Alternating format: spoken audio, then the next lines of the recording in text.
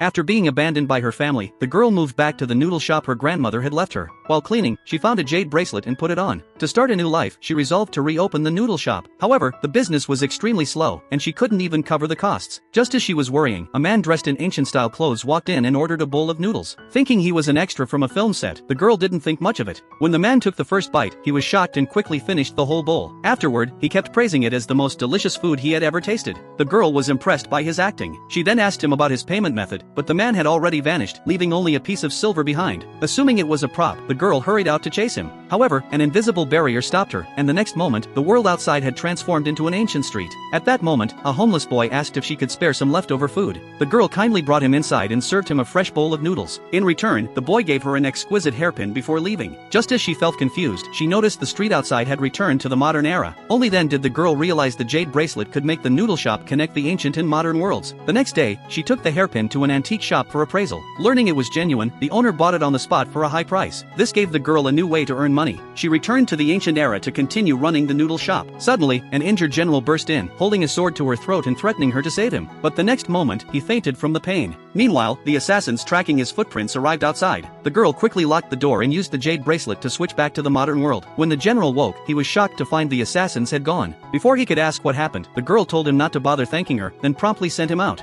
When the general returned to the military camp, the band-aid on his nose caught the soldier's curiosity. He took it off and found the wound had almost completely healed. Without hesitation, the general returned to the noodle shop and sincerely asked the girl to sell him more. If they could be supplied to the battlefield, they could speed up the soldier's recovery. Hearing this, the girl simply brought out a whole box of bandages, and the general gave her his jade pendant in exchange. She happily took it and bit it gently, for it looked incredibly valuable. Just then, a soldier rushed in to report that the camp was on fire. The general hurried back and learned that a spy had burned their grain warehouse and opened the city gates to let the enemy invade. At the same time, the streets were filled with fleeing civilians. The little boy told the girl that the general refused to force the people to hand over food, and now he and his soldiers were fighting the enemy on an empty stomach. This reminded the girl of her own grandfather who had died on the battlefield. She immediately decided to use modern weapons to save them all.